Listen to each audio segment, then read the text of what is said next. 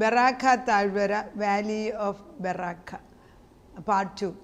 കഴിഞ്ഞ ദിവസം യുദ്ധത്തിന് ശത്രുക്കൾ വരുന്നതും യഹോശാഫാത്ത് രാജാവ് തൻ്റെ ദുഃഖം ശത്രു നമുക്കെതിരായിട്ട് പറയുന്നത് കൊണ്ട് ദൈവത്തിൻ്റെ സന്നിധിയിൽ കൊണ്ടുവച്ച് പ്രാർത്ഥിക്കുന്നതുമാണ്.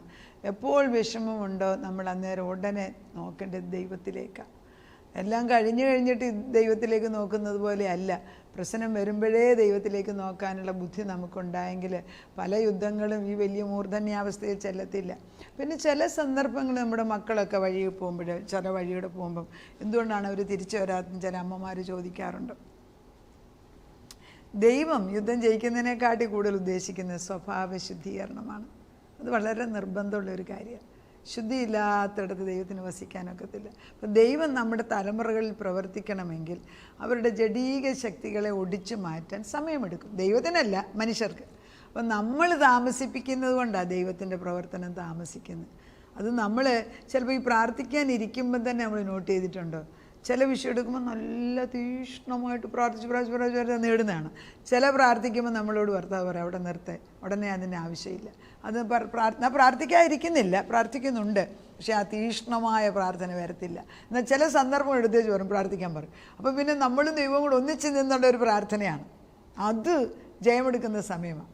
അതുവരെയും ദൈവം ചെയ്യാതിരിക്കുകയല്ല, മറ്റേ ആളുടെ സ്വഭാവം ശുദ്ധീകരിക്കാൻ. ഇപ്പോൾ വിവാഹ കാര്യങ്ങൾ പലരും ചോദിക്കാറുണ്ട്, എന്തുകൊണ്ട് എൻ്റെ മോൾക്ക് 25 വയസ്സ് കഴിഞ്ഞ് 26 കല്യാണം നടത്താത്തത്? അത് ഞാനൊരു പലപ്പോഴും പല ഉത്തരങ്ങൾ കാണും. പക്ഷെ ഞാൻ കണ്ടിട്ടുണ്ട്, ഈ നമ്മുടെ മകൾ ആത്മാവിൽ നിറഞ്ഞ ദൈവീയ ഭയമുള്ളവളാണെങ്കിൽ അവൾക്ക് പറ്റിയ കൊച്ചൻ അപ്പുറത്ത് അത്രയും ആത്മാവിലായിട്ടില്ല എങ്കിൽ പ്രശ്നം വരും.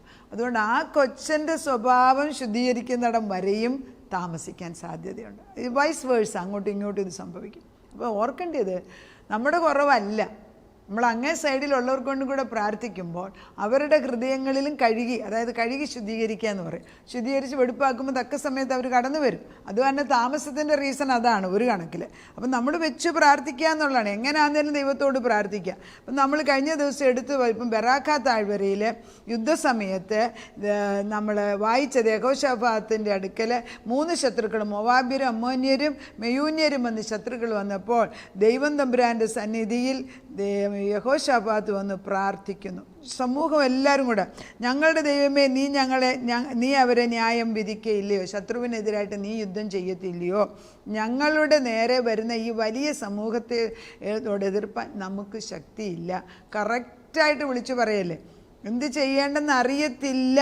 ഒരു രാജാവ് എല്ലാവരുടെ മുമ്പിൽ വെച്ച് നമ്മളിപ്പം പറയണം, എന്നാൽ നീ അങ്ങോട്ട് മാറി നിൽക്കുക, ഞാൻ രാജാവാകുന്ന എല്ലാവരും വിളിച്ചു പറയും. അന്നൊന്നും ആരും പറയൂലായിരുന്നു. അവരാത്മാവ് നിൽക്കുന്നുണ്ട്. ഈ ആത്മീക തീക്കകത്ത് നിൽക്കുമ്പോഴാണല്ലോ ഒരു മനുഷ്യൻ അനങ്ങൂല. ഈ ആത്മീക തീ ഇറക്കാൻ ദൈവം നമുക്ക് അവകാശം തന്നിട്ടുണ്ട്. അത് പ്രാർത്ഥിച്ച് നമ്മൾ കൊണ്ടുവരണം. കർത്താവ്, അതായത് വിറക് തീ കത്തുന്നിടം വരെ, അത് കത്തുന്നില്ല, ആളിക്കത്തി അത് പ്രവൃത്തി ചെയ്യുന്നിടം വരെ നമ്മൾ പ്രാർത്ഥിക്കാൻ നിൽക്കണം. സമയമെടുക്കും. ആർക്ക് സമയമില്ലല്ലോ, നമുക്ക് ആർക്ക് സമയമില്ല. പ്രാർത്ഥനയിലെങ്കിലും സമയം എടുക്കാൻ. അതെല്ലാം നടക്കുമ്പം പ്രാർത്ഥിക്കാം, ഇരിക്കുമ്പം പ്രാർത്ഥിക്കാം. കർത്താവെ പ്രാർത്ഥിപ്പാൻ പഠിപ്പിക്കണമെന്ന് പ്രാർത്ഥിക്കാം. ഞങ്ങൾക്ക് ശക്തിയില്ല എങ്കിലും ഞങ്ങളുടെ കണ്ണുകൾ നിങ്കലേക്ക് തിരിഞ്ഞിരിക്കുന്നു. നമുക്ക് ശക്തിയില്ല എന്നുള്ള സത്യം വിളിച്ചു പറഞ്ഞ് അവർ സമൂഹമായിട്ട് വന്ന് നിന്നപ്പോൾ ദൈവത്തിൻ്റെ ആത്മാവ് യഹസിയേൽ എന്ന് പറഞ്ഞ ഒരു ലേവ്യൻ്റെ മേൽ വന്നിട്ട് പറഞ്ഞാണ്, ഈ വലിയ സമൂഹം കണ്ടിട്ട് നീയൊന്നും പേടിക്കേണ്ട ആവശ്യമില്ല, ഭ്രമിക്കണ്ട, യുദ്ധം നിങ്ങൾക്കുള്ളതല്ല, ദൈവത്തിൻ്റേത് അത്രയെന്ന് പറയുന്നു. എല്ലാ ജീവിതത്തിലും നമ്മൾ അടിതറ പറയുക, അതായത് എനിക്കൊക്കത്തില്ല, എന്നെക്കൊണ്ട് ഇനി വയ്യ. പലപ്പോഴും ജീവിതത്തിൽ കണ്ടിട്ടുള്ള ഒരു സത്യം, നമ്മളാൽ സാധിക്കത്തില്ല എന്ന് മനസ്സിലാക്കുക തന്നെയല്ല, അത് ദൈവത്തോട് നമ്മൾ പറയണം, ഇനി എനിക്ക് വയ്യ. ചില അമ്മമാരും എനിക്കിനി വയ്യ, എനിക്കിനി മനെ കൊണ്ട് വയ്യ. അങ്ങനെ എത്ര പേര്, എനിക്ക് വയ്യ കർത്താവേ, എനിക്കിനി, അതായത് ഇനി ഇതിൽ കൂടുതൽ വയ്യ. ഒരമ്മ സ്വന്തം മകനെക്കുറിച്ചും കൊച്ചുമകനെക്കുറിച്ചും ദുഃഖം പറഞ്ഞ് ചിലപ്പം പറയുമ്പോഴെല്ലാം കുറച്ച് കഴിയുമ്പോൾ അവർ തന്നെ ഇനി വയ്യ, ഇനി എന്തെടുക്കണം, പ്രാർത്ഥിക്കണേ. അതിപ്പം നമ്മൾ അവരുടെ നിസ്സഹായ അവസ്ഥയാണ്.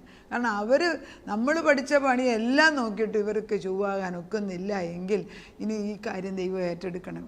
അപ്പോൾ അതിനകത്തൊരു മർമ്മം, ഇപ്പം നമ്മൾ പ്രാർത്ഥിച്ചാൽ നടന്ന് ഇവൻ രക്ഷപ്പെട്ടു വന്നാൽ പിന്നെ നമ്മളും പറഞ്ഞോട്ടിക്കോ എൻ്റെ പ്രാർത്ഥനയുടെ ഗമയാന്ന് പറയും. അവിടെയും ദൈവത്തിന് മഹത്വം കൊടുക്കൂല. നമ്മളല്ലേ, ജഡമല്ലേ. പക്ഷെ നമ്മൾ മുഴുവനും വിട്ടുകൊടുക്കുമ്പോൾ ദൈവം എടുത്തുകൊണ്ട് ഈ പടയിൽ പൊരുതുവാൻ നിങ്ങൾക്ക് ആവശ്യമില്ല. യഹൂദയും യെരൂശലേമും ആയുള്ളവരെ, നിങ്ങൾ സ്ഥിരമായി നിന്ന് യഹോവ നിങ്ങൾക്ക് വരുത്തുന്ന രക്ഷ കണ്ടുകൊള്ളുവീൻ. രക്ഷ കാണണം, രക്ഷ കാണുന്നു. നാളെ അവരുടെ നേരെ ചെല്ലുവീൻ, യഹോവ നിങ്ങളോടുകൂടെ ഉണ്ട്. അങ്ങനെ എന്ത് സംഭവിച്ചു? അപ്പോൾ ഈ രാജാവ് തിരിച്ചു പറയുന്നുണ്ട്, യഹൂദര് യെരൂശലേമായിട്ടുള്ളവരെ, എൻ്റെ വാക്ക് കേൾപ്പീൻ, നിങ്ങളുടെ ദൈവമായ യഹോവയിൽ വിശ്വസിപ്പീൻ, എന്നാൽ നിങ്ങൾ ഉറച്ചു നിൽക്കും. അവൻ്റെ പ്രവാചകന്മാരെയും വിശ്വസിപ്പീൻ. അപ്പോൾ പ്രവാചകന്മാർ പറഞ്ഞത് വിശ്വസിക്കുക. ഇപ്പോൾ രാജാവും പ്രവാചകന്മാരും മനുഷ്യരും എല്ലാം ഒരുപോലെയായി. എന്നിട്ട് എന്താ അവർ ചെയ്തത്? ഈ ഞാൻ വായിക്കുന്നത് 2 ദിനവൃത്താന്തം 20:21. വിശുദ്ധാലങ്കാരം, അതെ, പിന്നെ അവൻ ജനത്തോട് ആലോചിച്ചിട്ട്, ഉണ്ടോ, ഇതൊക്കെ നടക്കുന്നുണ്ട്. വിശുദ്ധ അലങ്കാരം ധരിച്ചു സൈന്യത്തിൻ്റെ മുമ്പിൽ നിന്ന് നടന്നുകൊണ്ട് വാഴ്ത്തുവാനും യഹോവയെ സ്തുതിപ്പീൻ, അവൻ്റെ ദയ എന്നേക്കും ഉള്ളതല്ലോ എന്ന് ചൊല്ലുവാനും യഹോവയ്ക്ക് സംഗീതക്കാരെ നിയമിച്ചു. അവർ പാടി സ്തുതിച്ചു തുടങ്ങിയപ്പോൾ യഹോവ യഹൂദയ്ക്ക് വിരോധമായി വന്ന അമ്മോന്യരെയും മോവാബ്യരെയും സെയീൻ പർവ്വതക്കാരെ നേരെ പതിയിരിപ്പുകാരെ വരുത്തി. അങ്ങനെ അവർ തോറ്റുപോയി. അതായത് പതിയിരിപ്പ് വേറെ ആളുകളെ കൊണ്ടുവന്നിട്ട് അവർ യുദ്ധം ചെയ്തു. അവസാനം അവർ അന്യോന്യ യുദ്ധം ചെയ്ത് എല്ലാവരെയും തോൽപ്പിച്ചു. തൻ്റെ ദൈവത്തിൻ്റെ മക്കൾക്കൊന്നും ചെയ്യേണ്ട ആവശ്യം വന്നില്ല. അതാണ് ദൈവം എല്ലാം ഇങ്ങനെ അടുക്കിക്കൂട്ടി കൊണ്ടുവന്ന് വെക്കും. അപ്പോൾ ഈ നാളെയാണ് യുദ്ധത്തിൻ്റെ ദിവസമെങ്കിൽ നമ്മൾക്ക് ഇന്ന് തോന്നും, അയ്യോ ഒരു രക്ഷയിൽ ഇട്ടെറിഞ്ഞ് ഓടിപ്പോകല്ലേ, അവിടെ നിൽക്കണേ, അവിടെ നിൽക്കണേ, ഉറച്ച് നിൽക്കണേ, ഒന്ന് കമന്ന് കിടന്നോണേ. TD Jakes ഒക്കെ പറഞ്ഞ പോലെ ഭൂമിയോളം താണ് കിടന്നോണമേ.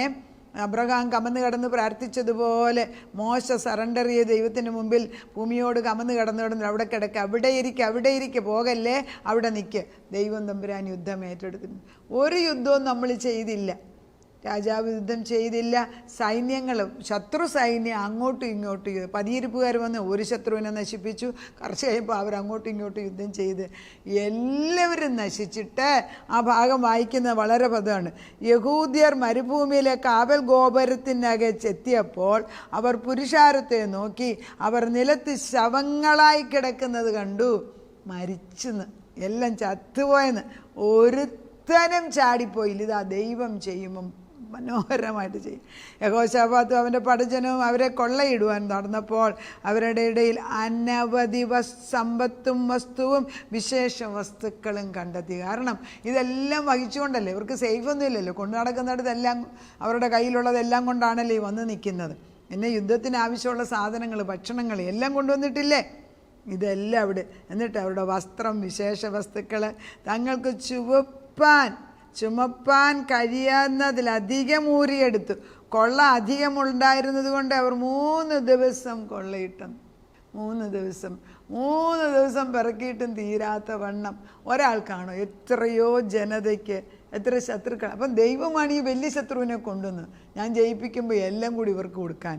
കണ്ടിട്ടുണ്ട്, അങ്ങനെയാണ് ദൈവം ചെയ്യുന്നത്. 4-ാം ദിവസം അവർ ബെറാഖ താഴ്വര ഒന്നിച്ചുകൂടി.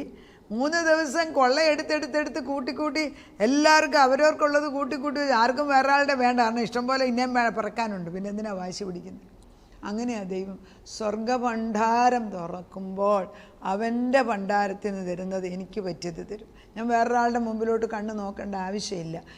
അവർ നിൽക്കുന്ന ഷൂസിൽ അവർ നിൽക്കട്ടെ, അവർക്കുള്ളത് അവർക്ക് അറിഞ്ഞ് ദൈവം കൊടുക്കും. പക്ഷെ എനിക്കുള്ളത് എൻ്റെ ഭവനത്തിനകത്ത് കൊണ്ട് തരുന്ന ഒരു ദൈവം, നിങ്ങളുടെ ഭവനങ്ങളിനകത്ത് യുദ്ധം ജയിപ്പിക്കുന്ന ഒരു ദൈവം, നമ്മുടെ തലമുറകളെ തിരിച്ചു കൊണ്ടുവരുന്ന ഒരു ദൈവം, തലമുറകളോട് നേരിട്ട് സംസാരിച്ച് ഹൃദയങ്ങളെ മാറ്റി, കല്ലുപോലുള്ള ഹൃദയം മാറ്റി മാംസളമാക്കുന്ന ഹൃദയം കൊടുത്ത് തിരിച്ചു കൊണ്ടിരുന്ന ഒരു ദൈവം ഇതാ മുമ്പിൽ വന്ന് നിൽക്കുന്നു. അതുകൊണ്ട് അവർ ബെറാഖ താഴ്വര 4-ാം ദിവസം ഒന്നിച്ചുകൂടി അവർ യഹോവയ്ക്ക് സ്തോത്രം ചെയ്തുകൊണ്ട് ആ സ്ഥലത്തിന് ബെറാഖ താഴ്വര എന്ന് പേരിട്ടു. യഹോവ ഇസ്രായേലിൻ്റെ ശത്രുക്കളോട് യുദ്ധം ചെയ്തു എന്ന് കേട്ടപ്പോൾ ദൈവത്തിൻ്റെ ഭീതി ആ ദേശങ്ങളെ സകല രാജ്യങ്ങളിന്മേലും വന്നു. അങ്ങനെ അവൻ്റെ ദൈവം ചുറ്റും വിശ്രമം നൽകിയതുകൊണ്ട് യഹോശാഫാത്തിൻ്റെ രാജ്യം സ്വസ്ഥമായിരുന്നു. അതാണ് സങ്കീർത്തനം 4 പറയുന്നത് പോലെ, ഞാൻ സ്വസ്ഥതയോടെ കിടന്നുറങ്ങും.